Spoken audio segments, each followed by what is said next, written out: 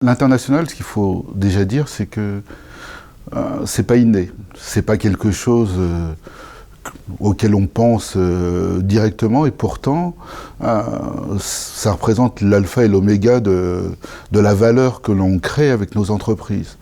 Alors, l'international, chez People to People, on a travaillé avec Business France et on a déterminé des pays cibles qui culturellement acceptaient notre produit, qui est une plateforme d'e-learning et d'e-coaching, et surtout qui pouvait être à un stade de maturité important par rapport à ce qu'est notre solution aujourd'hui.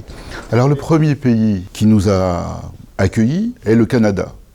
Le Canada, c'est un pays merveilleux pour découvrir le marché nord-américain. Très vite, on a rencontré des distributeurs choisis, sélectionnés par Business France, avec un travail aussi bien sur l'étude de marché que sur notre compatibilité avec ses partenaires.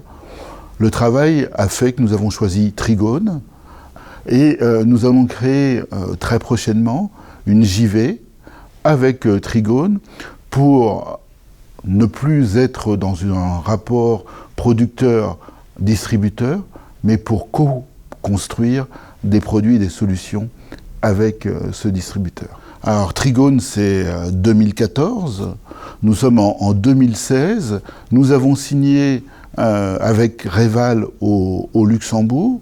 Nous sommes en cours de signature avec le Néderlande et avec le Brésil.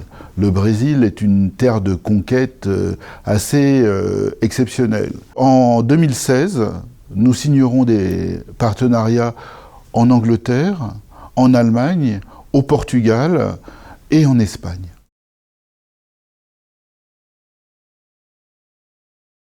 On a choisi ce type de partenariat pour des raisons financières. Vous savez, bon nombre de groupes jeunes s'installant à l'étranger, y consacrent peut-être trop d'investissement, trop de temps, trop de déplacements.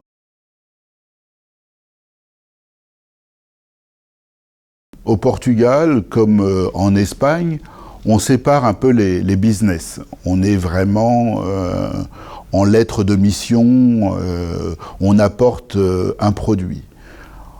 Au Néderlande, notre entreprise et l'entreprise partenaire ne font qu'une. On est vraiment dans des choses de business extrêmement liées. Au Brésil, il y a une telle différence sur la construction juridique d'un contrat, il ne faut pas s'emballer. Il ne faut pas s'emballer parce que ça va être vraiment long, parce que leur intérêt n'est pas forcément le nôtre, et qu'il faut être vigilant par rapport à la mise en place du contrat. À Montréal, au Québec, on travaille, je dirais, dans une ambiance très décontractée. On s'aperçoit réellement qu'on est à 8000 km les uns des autres.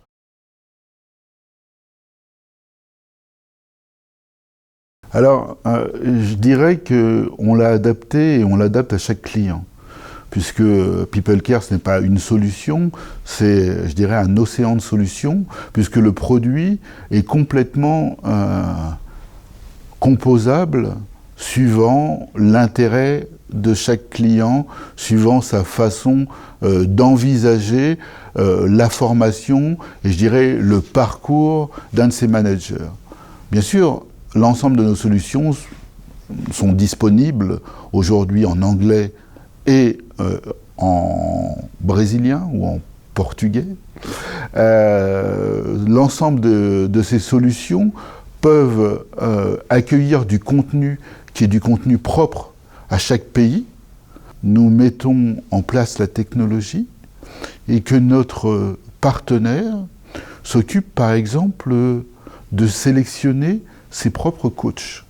Le coach au Luxembourg est un coach luxembourgeois. Le coach au Canada est un coach canadien. Cette spécification rend le produit lui-même très adapté à la logique et à la culture de chaque pays.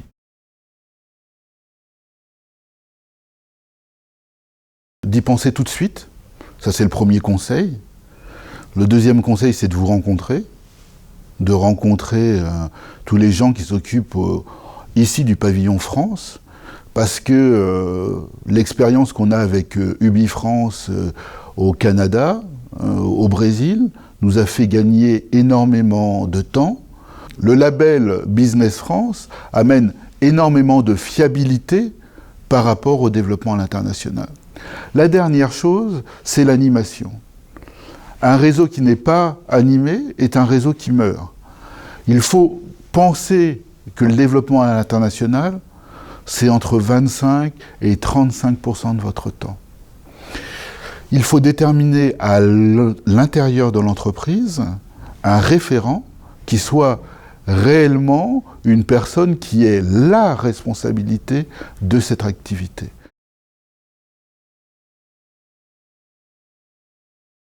Alors, si c'était à refaire, je construirais ma web-série directement en anglais, comme on produit l'ensemble des contenus aujourd'hui.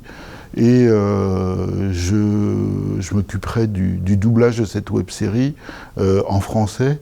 Et je considérerais la France comme l'un des pays où on distribue ce produit.